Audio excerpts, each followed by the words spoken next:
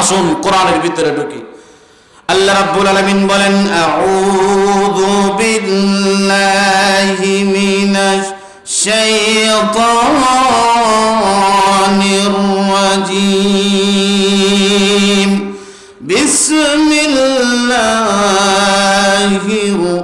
রহমানির রহিম। ইন্না আরসালনা নূহান ইলা কওমিহি আন আনযির কওমাকা মিন ক্বাবলি আন ইয়াতিয়াহুম আযাবুন আলীম।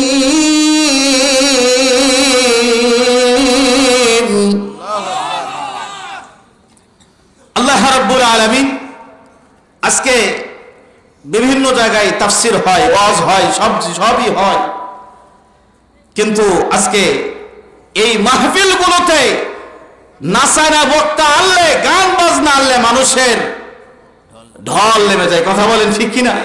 কিন্তু কোরআনের কথাগুলো কেউ শুনতে রাজি, দিন কায়েমের কথা কেউ শুনতে রাজি না। শুধু সুর দিয়া সুবহানাল্লাহর ওয়াজ যদি এখানে বড় বড় বক্তা আনা যেত, মানুষের ঢল ঢল। আজকে আমাদের বক্তাদের ভিতরে কিছু ভাইরাস হয়ে গেছে, সুরের পাগলের ভিতরে আছি আমরা, আর যত সুবহানাল্লাহর ওয়াজ, ফজিলতের ওয়াজ দিয়ে মানুষকে ভাষায় দিচ্ছি, আসল ওয়াজের খবর নাই। এই যে আপনাদের মাঝে মুষ্টিময় কিছু মানুষ আপনারা এখানে বসে আছেন, এটা এরকম থাকতো না, মাঠ ভরে যেত।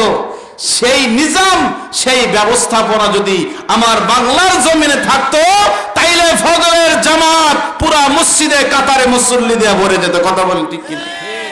দিন কায়েমের কথা কেউ বলে না, দিন কায়েমের কথা কেউ বলে। অথচ আল্লাহ রাব্বুল আলামিন বলেন সূরাতুশ শূরার ভিতরে কি বলতেছেন?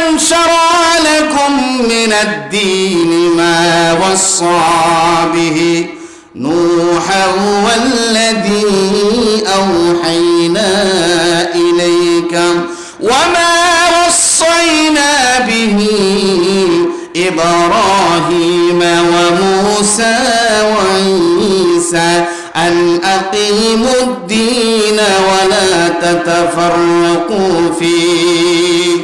আল্লাহ রাব্বুল আলামিন বলেন, আমি তোমাদের জন্য এমন একটা দিন দিয়ে দিলাম, যেই দিন কায়েম করার জন্য আমি রাব্বুল আলামিন হযরত নূহকে দায়িত্ব দিয়েছিলাম, হযরত ইব্রাহিমকে দায়িত্ব দিয়েছিলাম।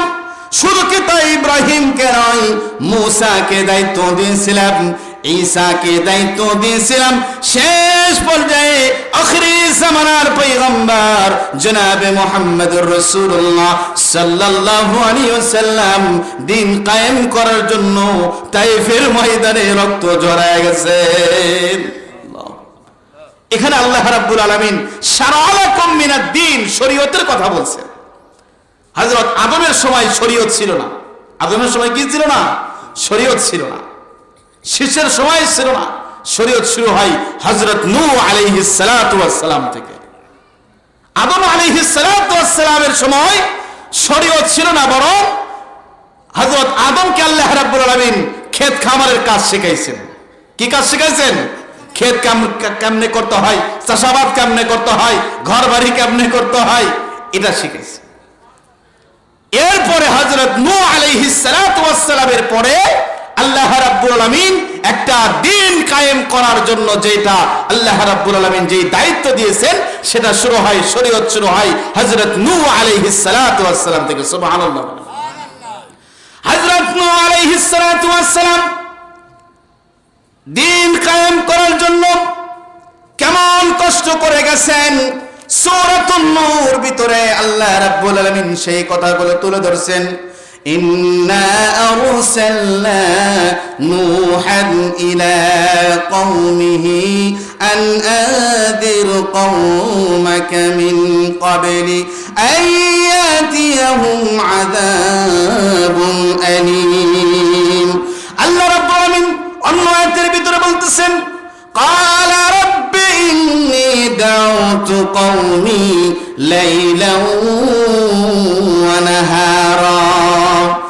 নূহ আলাইহিস সালাতু ওয়াস সালাম আল্লাহ তাআলাকে ডাক দিয়ে বলতেছেন, আয় আল্লাহ, দাউতু কওমি, আমি আমার কওমদেরকে লাইলা, রাতে দাওয়াত দিয়েছি, নাহারা, রাতের বেলা দাওয়াত দিয়েছি, দিন রাত মিলে আমি আমার উম্মতদেরকে দাওয়াত দিয়েছি দিন কায়েম প্রতিষ্ঠা করার জন্য।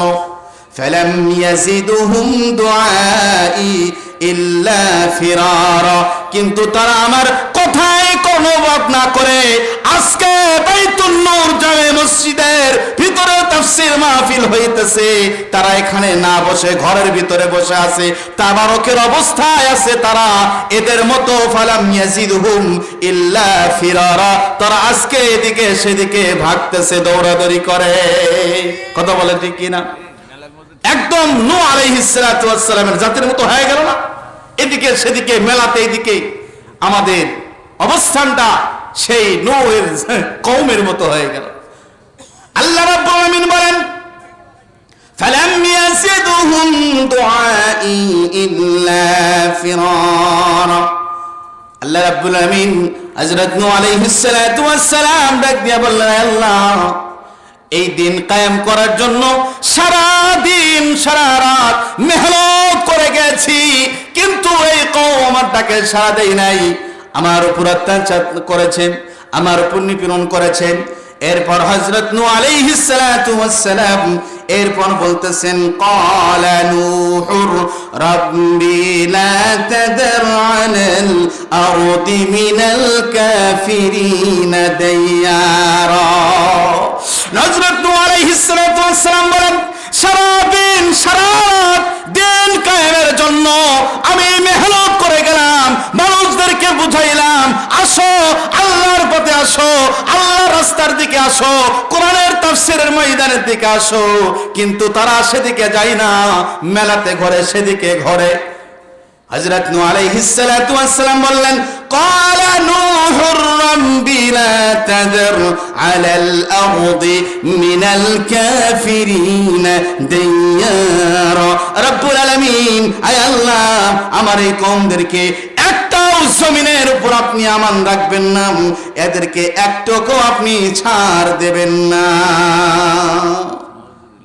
লা তাদার আলাল আরদি মিনাল কাফিরিনা দাইয়ারা, একটাও জমিনের উপর আপনি কি দিবেন না? ছাড় দিবেন না।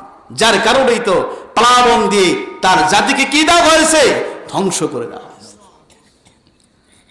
দিন কায়েমের জন্য সারা দিন সারা রাত মেহনত করে গেছেন, মানুষদেরকে বুঝাইছেন, মানুষ বোঝে না। ফজরের সময় মানুষের কোনো খবর নাই, তাফসীরের মাহফিলের মানুষের খবর নাই। এরকম ভাবে সারাদিন সারা রাত উলামায়ে কেরাম আল্লাহর দিকে ডাকে, মানুষগুলো সাড়া দেয় না। এক পর্যায়ে হযরত নূর মতো আমরা হয়ে গেলাম, কিন্তু আমাদের আখিরি জামানার পয়গম্বর জনাবে মুহাম্মদুর রাসূলুল্লাহ সাল্লাল্লাহু আলাইহি সাল্লামের উম্মতের খাতিরে আল্লাহ রাব্বুল আলামিন আমাদেরকে সমূলে ধ্বংস করে দেন না। আল্লাহু আকবার। আল্লাহ রাব্বুল আলামিন হযরত নূর কত চলে গেল, এরপর আল্লাহ রাব্বুল আলামিন হযরত ইব্রাহিম আলাইহিস সালাতু ওয়াস সালামের কথা বলতেছেন। হযরত ইব্রাহিম নবী এই দিন কায়েম করার জন্য ছোট থেকেই তিনি প্রচেষ্টা করে গেছেন। করেন কি করেন নাই? হযরত নূহ আলাইহিস সালাতু ওয়াস সালাম চলে গেলেন, হযরত ইব্রাহিম নবী আসলেন। ইব্রাহিম নবী ছোট থেকে তিনি পরীক্ষা দিয়ে গেছেন, সব পরীক্ষায় তিনি ফার্স্ট ক্লাস। হযরত ইব্রাহিম আলাইহিস সালাতু ওয়াস সালাম নমরুদের কাছে যায়, নমরুদকে দিন কায়েমের জন্য প্রতিষ্ঠার জন্য তিনি দাওয়াত দিলেন। নমরুদ কিন্তু দিন কায়েমের জন্য হযরত ইব্রাহিমকে কখনো অগ্রাধিকার দেয় নাই। হযরত ইব্রাহিম আলাইহিস সালাতু ওয়াস সালাম কত কষ্ট সহ্য করে গেছেন দিন কায়েম করার জন্য। হযরত ইব্রাহিম নবীকে নমরুদ যে আগুনের ভিতরে ফেলেছিল, আল্লাহ রাব্বুল আলামিন বলেন, আগুন সাবধান, আমার ইব্রাহিমকে কখনো তুমি স্পর্শ করবা না। আল্লাহু আকবার। ইব্রাহিম নবী দিন কায়েমের জন্য কষ্ট করে গেলেন। হযরত ইব্রাহিম নবী দিন কায়েম করার জন্য কষ্ট করে গেলেন। হযরত নূহ চলে গেলেন। এরপর হযরত মূসা আলাইহিস সালাতু ওয়াস সালাম আসলেন। হযরত মূসা দিন কায়েম করার জন্য তিনি প্রচেষ্টা করেছেন। করেননি কি করেন না? মসজিদে মসজিদে শুধু তাবলীগ নিয়ে বলেন নাই। আপনারা এটা ভুল বুঝবেন না। হুজুর হয়তো তাবলীগের বিরুদ্ধে বলতেছে, না না বাপজান, দিন কায়েম করার প্রতিষ্ঠা করার মাকসাদ হচ্ছে আলাদা। আপনি সারা জীবন মসজিদে তাবলীগ করেন, কোনোদিন আপনাকে জেলে দেবে না, আপনার নামে মামলাও হবে না। কথা বলেন ঠিক কিনা? আপনি দিন কায়েমের কথা বলেন, আপনি দিন প্রতিষ্ঠার কথা বলবেন, তখনই যখন দিন কায়েমের কথা বলতে শুরু করে দিবেন, বলবে হুজুর এখন ওয়াজের লাইন বাদ দিয়ে থুইয়া রাজনীতির লাইনে চলে যাচ্ছে। কথা বলেন ঠিক কিনা? আজকে তারা মনে করে হয়তো ইসলামের ভিতরে রাজনীতি নাই। আমি মনে করি আপনারা বলেন তো ইসলামের রাজনীতি আছে না নাই? আমি ইসলামের রাজনীতি নাই কে বলেছে? ইসলামই তো রাজনীতি। আজকে দিন কায়েমের কথাগুলি কেউ বলে না, কেউ বলার সাহস পায় না। শুধু নামাজের ওয়াজ চলতেছে, হজের ওয়াজ চলতেছে, যাকাতের ওয়াজ চলে, আজকে সুবহানাল্লাহর ওয়াজ শুধু চলে, কিন্তু ফজরের জামাতের সময় মুসল্লি কাতার একটাও খুঁজে পাওয়া যায় না। এর কারণ হলো, যদি দিন কায়েম থাকতো বাংলার জমিনের ভিতরে, আমি মনে করি ফজরের জামাতের সময় পুরা মহল্লার যত পুরুষ আছে সবাই কাতারের ভিতরে নামাজের জন্য চলে যেত। যেত কি যেত না? দিন কায়েম না থাকার কারণে হযরত মূসা আলাইহিস সালাতু ওয়াস সালাম দিন কায়েম করার জন্য কষ্ট করে গেলেন, দিন কায়েম করার জন্য প্রচেষ্টা করে গেলেন। হযরত মূসা আলাইহিস সালাতু ওয়াস সালাম চলে গেলেন সেখানে ফিরাউনকে দাওয়াত দিতে, দিনের কাজের জন্য। সেখানে তিনি দিন প্রতিষ্ঠা করার জন্য চেষ্টা করলেন।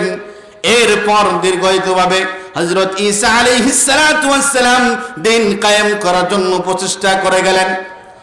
এরপর আপনার আমার নবী আখিরি জামানার পয়গম্বর জনাবে মুহাম্মদুর রাসূলুল্লাহ সাল্লাল্লাহু আলাইহি ওয়াসাল্লাম দিন কায়েম করার জন্য তিনি সারা জীবন চেষ্টা করে গেছেন। দিন কায়েম করার জন্য আমাদের মতো বক্তারা আসিয়া হাত পকেট গরম করে নাই, বিরিয়ানি পোলাও নয়, দিন কায়েম করার জন্য জনাবে মুহাম্মদুর রাসূলুল্লাহ সাল্লাল্লাহু আলাইহি ওয়াসাল্লাম তায়েফের ময়দানে রক্ত ঝরাছে, উহুদের ময়দানে দান্দা শহীদ করেছে শুধু দিন কায়েম করার জন্য। দিন কায়েম করার জন্য আপনারা চিনবেন বিখ্যাত মুফাসসির আল্লামা সাইদি রহমাতুল্লাহি আলাইহি, উনিও দিন কায়েম করার জন্য সারাটা জীবন উনি জালেমের কারাগার দিয়ে গেছেন, জালেমের কাছে মাথা নত করেন নাই।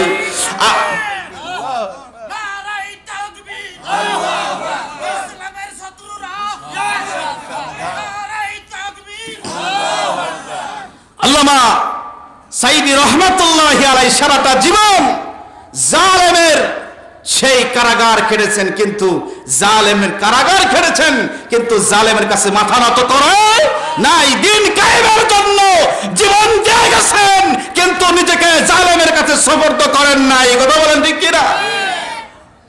সেই আল্লামা সাইদি রহমাতুল্লাহি আলাইহি তারা দিন কায়েমের জন্য কত প্রচেষ্টা করে গেল বাপজান।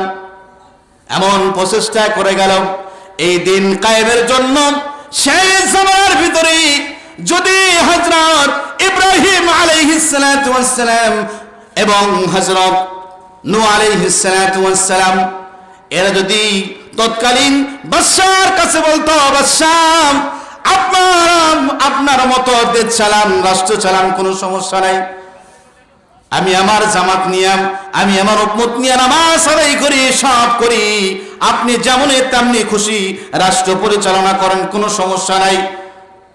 তৎকালীন ইব্রাহিম নবী যদি নমরুদকে বলতো, চাচা ঠিক আছে আপনি আপনার মতো জাত চালান, রাষ্ট্র চালান, কোনো সমস্যা নাই, আমি মনে করি নমরুদ কিন্তু ইব্রাহিমকে বলতো, ঠিক আছে ভাতিজাম, তুমি তোমার মতো জামাত নিয়ে থাকো, যদি তোমার মসজিদের টাইলস লাগে আমাকে ফোন করে বলো।